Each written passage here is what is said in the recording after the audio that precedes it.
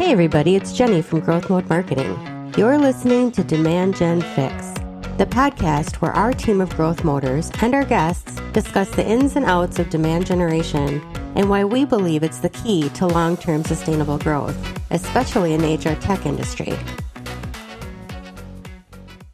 Hey Demand Gen Fix listeners, welcome back to the podcast. Today we're going to talk about what happens if you don't have a huge budget for your marketing.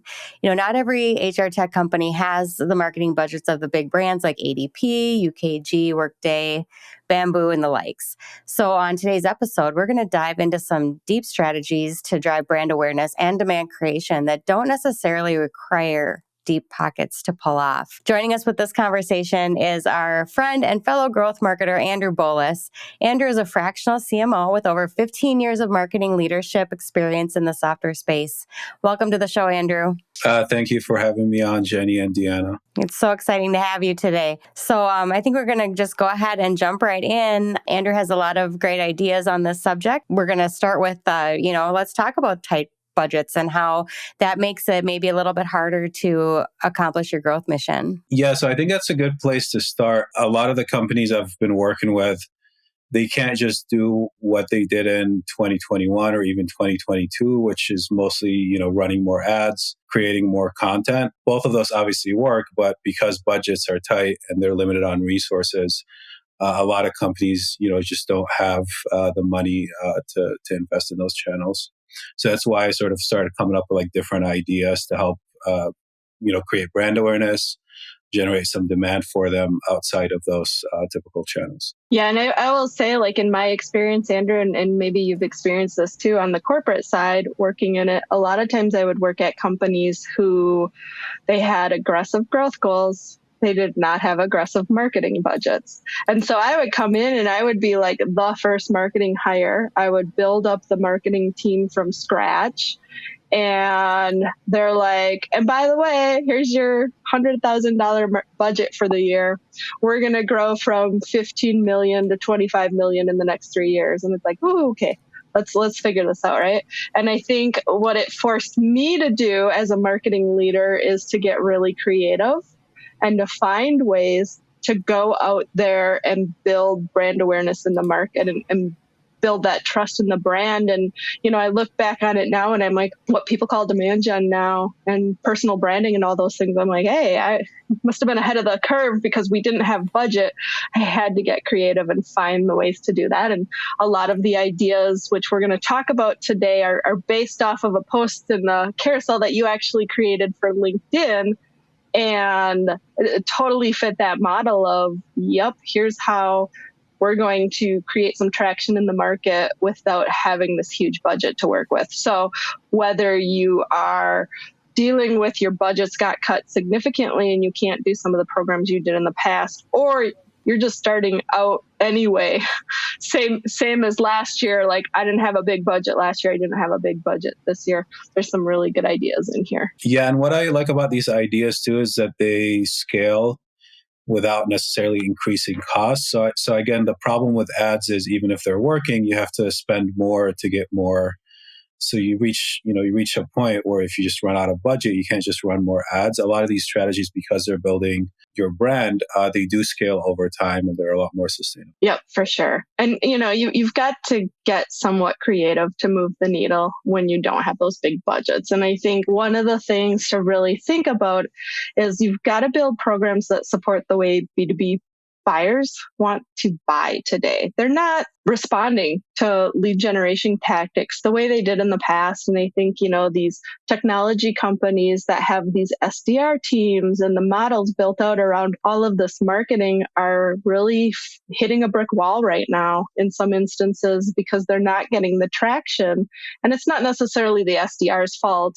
They're doing the model that's always been done. It's just buyers aren't responding that way anymore. And so you've kind of got to move past the traditional marketing tactics of we're going to put together this really deep content that we think is, something that people are willing to fill out a form and download.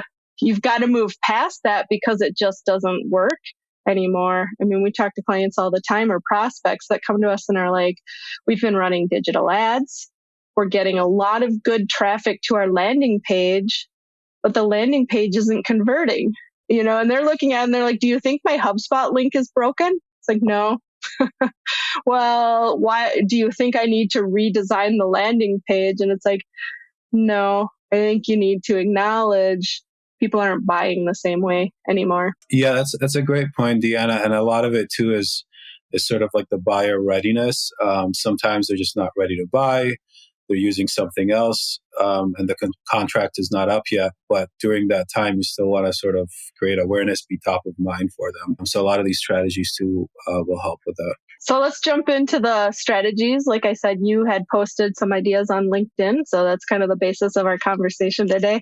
I know you had posted like 5 different things. We kind of narrowed them down to 4 and combined one of them. But I think they're all great ideas to talk about and share with our audience. Sure. So let's start with the first one, which is building email campaigns to distribute relevant, high quality, ungated content. And the idea there is that you build email lists of your, target job titles at target companies that you're going after.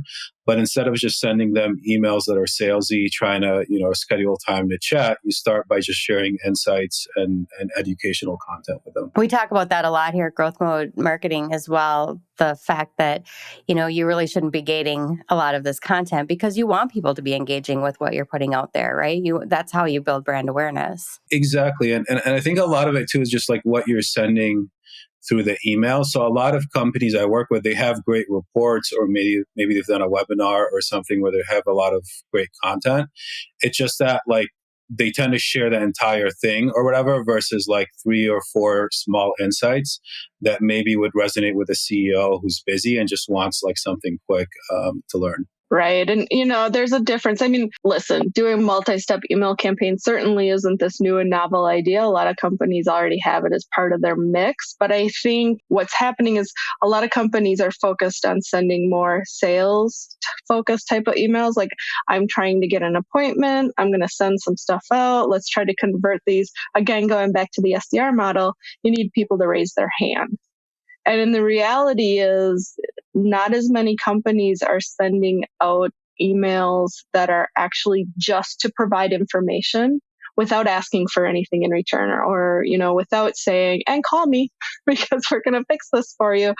And I think there's an opportunity, and I think that's the whole point of this bullet point that you brought up here, Andrew, is put really good content in front of them that addresses the challenges that they're facing and provide practical advice and insights, because that's going to do a lot more to, one, get them to actually say, yeah, okay, I'm going to read this email. This is pretty interesting here. Versus, we all get those emails, probably many every day, that are kind of spammy, that you read the first 5 words and it's a sales outreach email.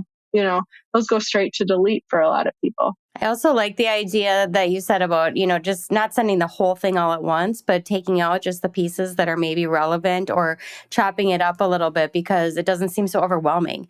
If you get a great big report to read, maybe you really are interested in it, but a lot of times people just don't have the time to sit down and actually read an entire report at once. If you're just putting out the information, that is relevant or, give them a little bit each week, I think that they're going to be more apt to react to it and engage with it. Exactly. And it allows you to do like really cool things. So if you, let's say, have 2 or 3 different target personas, you can just share insights that are relevant to each of them. What I like to do with these emails too, I like to avoid including any links in the first email, which actually helps with like the email inboxing and actually being open. And then I like to have like a soft call to action saying, hey, this is part of a bigger report. Would you like a copy of our report? Because I'm also trying to get replies and things like that. The idea is like it's an email sequence. It just shares insights. It doesn't push for a call or anything. It's just more educating them and kind of sharing value. Yeah, and I think you bring up a really good point, Andrew, about the personas. I think it's so common to send out an email blast and just send it to your entire database. And so many companies make the mistake of trying to be everything to everyone because the thought is, well, I could send it to this list of 10,000 people and, there's more fishing poles, casting lines out there to catch a fish when in reality, I think you can get more traction if you start to get really focused with the content that you're putting out there, specifically to an ideal customer profile and talking their language instead of that more generalized language. I would love your opinion on, Andrew, like we talked about building out a contact list. Like, how do you feel about purchasing lists? Because I think that's an area where there's a lot of debate. And the marketing automation systems obviously don't want you to do that. I mean, they all put things in now saying, please confirm that this is a, opt-in subscription list. And let's be real, as marketers, you have to build your database somehow. So, who hasn't bought a list and put it in there? But, there's lots of challenges that come with purchasing a list too. Yeah, I think that's a great question. So there's a couple things there. I always start with, if you have insights or value add content that's worth sharing, that's when it makes sense to do like cold email in general. If you don't, I wouldn't do it. From a technical perspective, it's always a good idea to use a separate program than your marketing automation for cold email. You can also, get a separate domain, warm that up, or warm that kind of a different email address up altogether. It just makes sure that if people, let's say, mark your emails as spam, it doesn't impact your marketing emails from getting into your inbox. It is, fully sort of legal to email in the US. I wouldn't do this with Europe because of GDPR, obviously, but in the US, like from a business to business perspective, you can email anyone. You just have to keep a, opt-out list. So if someone unsubscribes, you have to keep track of those, and you have to, always, keep kind of opt-outs if you, switch tools or something, just to import your list of people that you don't want to email. Right. And we've done that where we'll do the warm-up campaigns using something like, let's say, Milkshake, to slowly kind of drip to those people and find out who's engaged enough to bring into HubSpot. But it's a long process and it's a pain in the butt to do, and clients sometimes they're like, no, I want to do my campaign now. Like, we just spent $15,000 for this big list. We need results yesterday, so it's a bit of a balancing act to figure out like what is the right way to build up your database without going crazy to the point where you start to get you're blacklisted and none of your emails go through, because that certainly defeats the purpose of all of it. For sure. And if we're talking about companies that are on a shoestring budget, they might not have the money to buy a list anyway. So, it gets expensive. It does. And building up your database obviously is going to be a much higher quality list, because those are people that said, hey, I like what you're doing. I'm interested in your content. But that's not quick. That takes years, right? To really build up really good lists for most companies. So there's usually some kind of balance you got to put in place while you do that. That's a good point. I mean, you want to balance both. And I also don't like to mix the list. So I would recommend like keeping them separate, like keeping your email opt-in list separate from this like sort of cold email list. All right, number 2. So number 2 is creating like a LinkedIn program within your organization for your employees. There's different names for it. Sometimes it's called like an employee advocacy program, ambassador program. But the idea is to just enable and train your own employees to build personal brands on LinkedIn. From that, prospects will also find out about their brand, your brand, and are just more likely to, sort of purchase from you or engage with your own employees on LinkedIn. So it's both from a brand awareness perspective and creating demand. It's very interesting. Yeah, this is something that I think has really gotten traction. If you go on LinkedIn regularly, I see a lot of people out there, a lot of companies that are starting to see like, hey, there's value in really building out this brand ambassador program and having my employees go out there and on behalf of the company build out that personal brand where they are constantly posting content that's very relevant for your company on topics, that are important to your ideal customer profile. They're connecting with those people that they want to target. They're commenting on their posts and really just being very visible out on LinkedIn on behalf of the company. I mean, I can think of a handful of tech companies right now that you can tell they're actually making a very, very concerted effort. I mean, I'm sure the ones I'm thinking of, Andrew, you're thinking of too, because I'm sure we see a lot of the same people because we run in the same circles popping up where you're like, wow, they got a lot of employees that are really out there talking about their brand and the topics that are relevant for people that may consider purchasing from their brand. And I think there's a lot of power in that because people build trust with people much more than they build trust from brands. I mean, and think about it, like if you're a B2B buyer and you go out and make a purchase and you're deciding between two companies and all things are equal, including, functionality and price, you're probably going to pick the one where you like the sales rep better, right? Because you build that personal relationship with them. And so even though you're buying from the business, it's still kind of this personal, like, do I like these people? Do I want to work with these people? Will I buy from these people? And you're right. A lot of companies are doing this well. I see it like in MarTech and sales tech, like a lot of companies there, I think have got a good system. But outside of those two industries, I feel like there's a lot of other industries that are just not taking advantage of this yet, even though it's, compared to like, running even ads on LinkedIn, it's much cheaper in a lot of ways.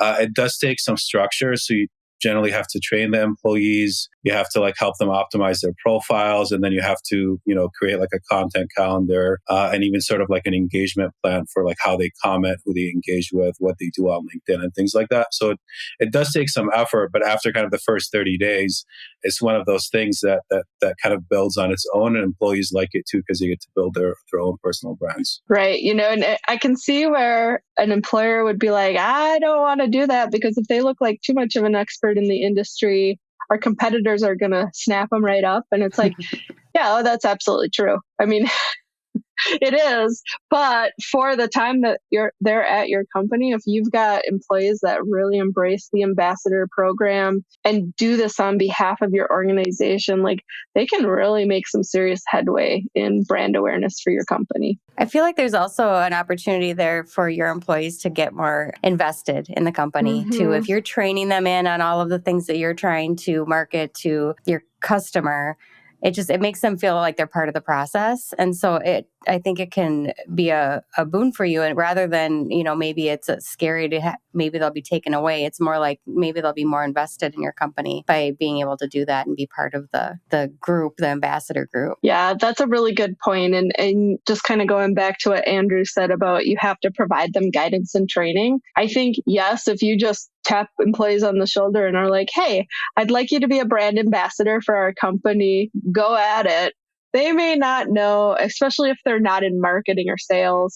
I don't know what to post. I have no ideas. Like, I don't know how to represent us. So you got to provide some level of guidance, but I think you've also got to make sure you give them the freedom to be able to create posts without having to get them approved and to be able to have a perspective and put it out there on behalf of your company that they own. Because if you don't, then it just feels like I'm just a copy and paste machine here. I'm just going to take the content you give me and put it out there, but I have no skin in the game. Versus if you're letting them and you're encouraging them, like, I want you to come up with some topics and I want you to come up with those posts and put them out there. And I want you to find people and like meaningful comments. Honestly, what do you think about these topics as it relates to what we do as an organization? That really empowers an employee to not only learn more about how to talk the lingo and how to have a perspective, like it helps them grow tremendously, but it also feels more authentic to the individuals who are reading what you're putting out there. You're right. Like they need to vary their post types. So I like to think of it as some posts should be about the company, others should just be about the industry or the space that the company is in. And then the third type that I like is also encouraging the employees to share like almost like stories from their professional career, something fun they did once in a while, like just something more personal, because that also helps as well, where it's not just like them talking about the company or the industry all the time, like they come across like an actual person. So even their connections and stuff start to connect with them more. And that's where the trust comes in, which makes total sense. All right, let's talk about number 3. So number 3 is just tapping into existing and relevant audiences. There's a couple ways of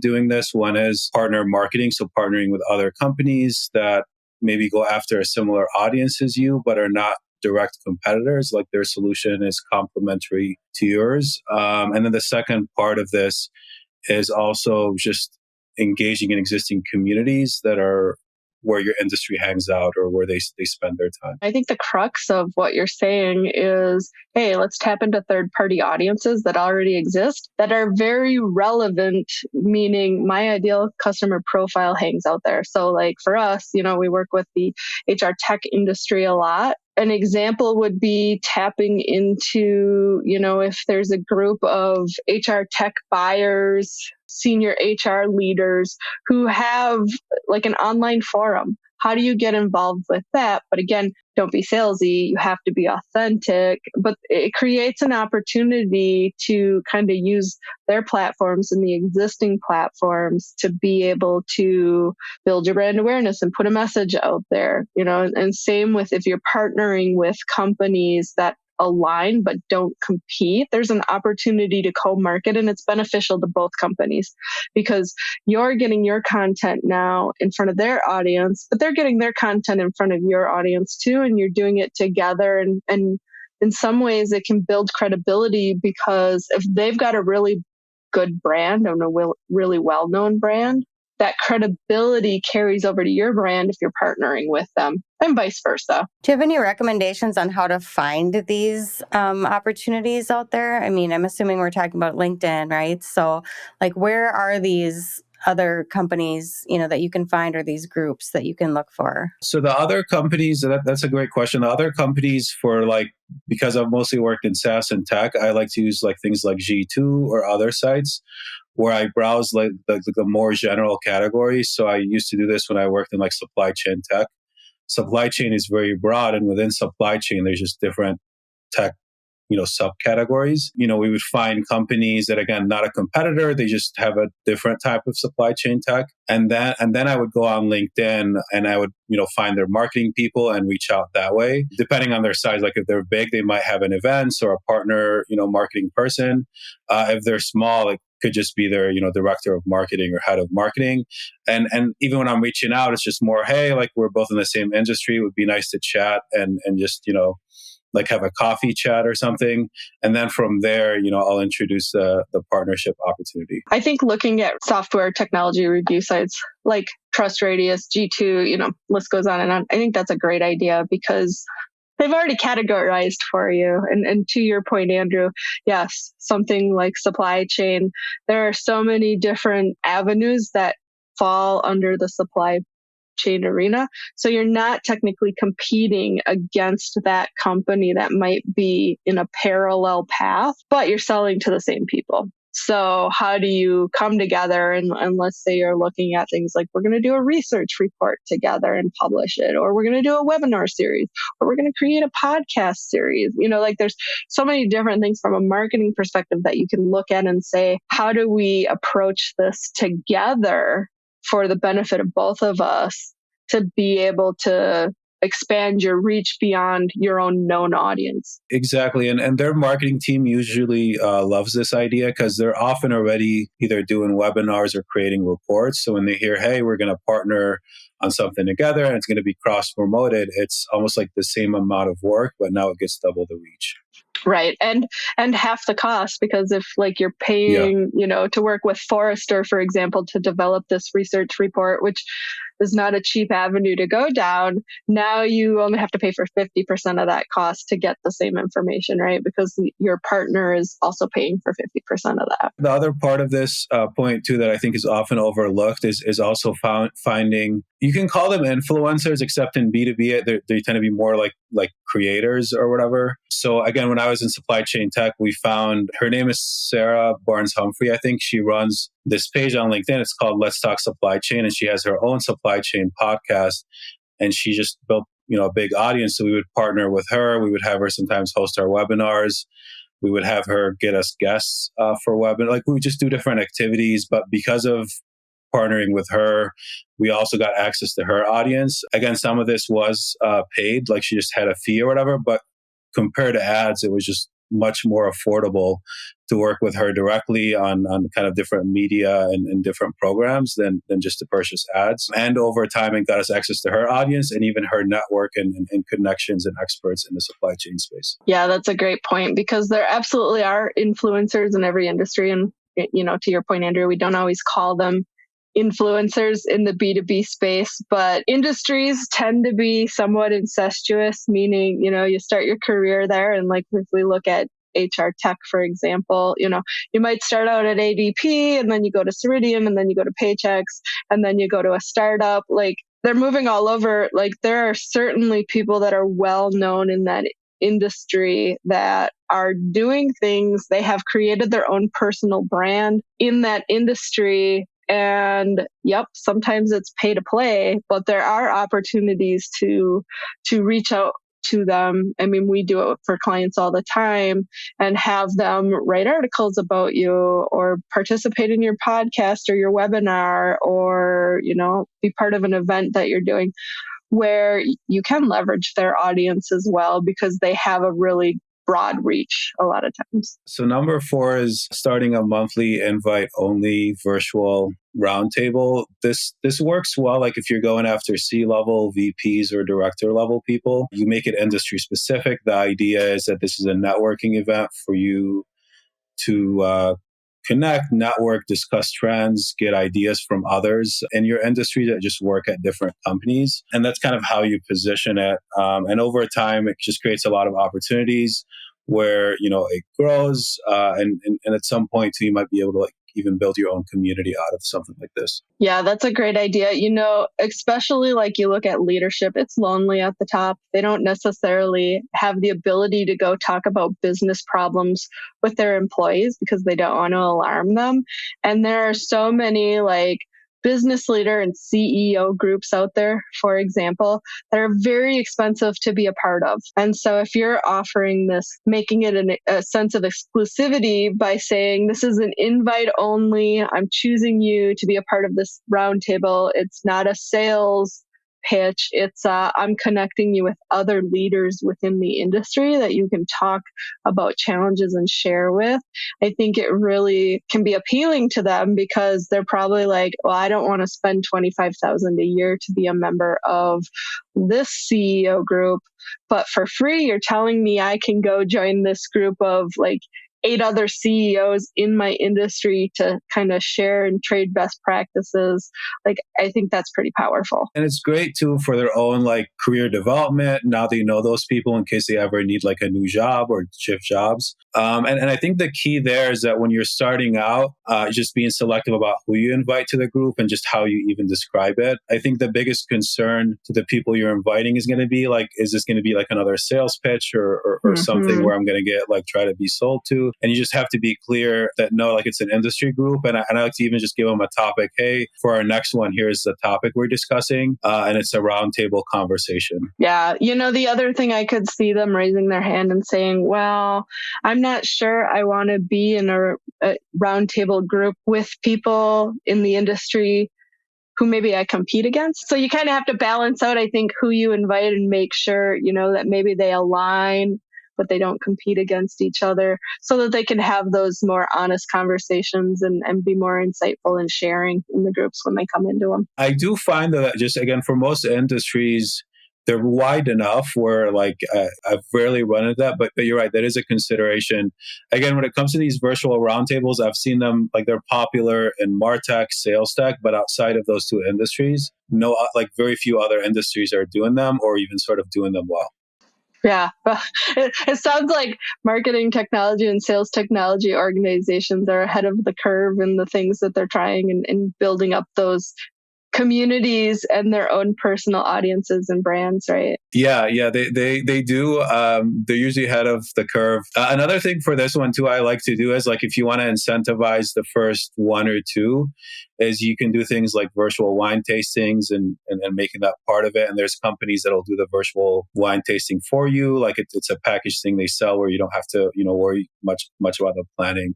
But that's also a good way, just to get the initial set of people to attend. Well, thank you, Andrew. Andrew, we've gone through the four. Just to recap, the four strategies to drive brand awareness and demand creation on a shoestring budget are: 1, develop multi-step email campaigns with high quality content; 2, build brand ambassadors on your team; 3, find existing relevant audiences to tap into; and 4, start a monthly virtual roundtable with your ideal customer profile. And so I think the key takeaway here is that just because you don't have a huge budget doesn't mean you can't build brand awareness and trust in the market. The most creative solutions are often coming from the necessity to be creative and think outside the box. So we appreciate you, Andrew, sharing these ideas with us. And you can connect with Andrew on LinkedIn if you would like to talk more about these ideas and see more of his insight. Okay, thank you for having me on. Thanks for joining us on the Demand Gen Fix, a podcast for HR tech marketers, brought to you by GrowthMode Marketing. We sure hope you enjoyed it. Don't forget to subscribe for more perspectives on demand generation and B2B marketing strategies. Plus, give us a like. Tell your friends. We'll see you next time.